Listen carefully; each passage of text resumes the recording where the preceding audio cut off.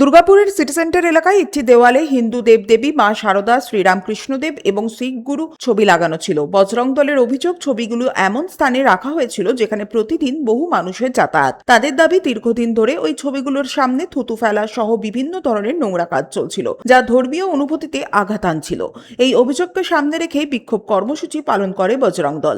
জয় শ্রীরাম, জয় শ্রীরাম, জয় শ্রীরাম, জয় শ্রীরাম, জয় শ্রীরাম, জয় Shriram. City centre এলাকায় সংগঠনের কর্মী সমর্থকেরা জড়ো হয়ে প্রতিবাদ জানান। পরে পুলিশের অনুমতি নিয়ে ছেনি হাতুড়ির সাহায্যে দেয়াল থেকে একে একে ছবিগুলি খুলে ফেলা হয়। ঘটনাকে কেন্দ্র করে এলাকায় কিছু সময়ের জন্য উত্তেজনা তৈরি হলেও পরিস্থিতি নিয়ন্ত্রণেই ছিল। বজরং দলের নগর সভাপতি হরি শীল জানান, বিষয়টি নিয়ে আগে পুলিশের কাছে লিখিত অভিযোগ জানানো হয়েছিল। তার দাবি, প্রশাসনের অনুমতি পাওয়ার পরেই ছবিগুলো সরানোর কাজ করা হয়েছে। পাশাপাশি ভবিষ্যতে যাতে ধর্মীয় অনুভূতিতে আঘাত লাগাতে পারে এমন স্থানে কোনো ধর্মীয় ছবি না রাখা হয়, সেই দাবিও জানিয়েছেন সংগঠন। এইখানে ফটো লাগানো ছিল, ঠিক আছে। ফটো আইয়ে বাজি আইয়ে। লোক আসছে, পেশাব করছে, থুতু ফেলছে, সেই কারণে আজকে আমরা বজরং দলের সবাই ছেলে মিলে সব ফটোগুলো সরিয়েছি। অপমান করে হিন্দু ধর্মকে অপমান করা হচ্ছে এবং শিখ ধর্মকে অপমান করা হচ্ছে।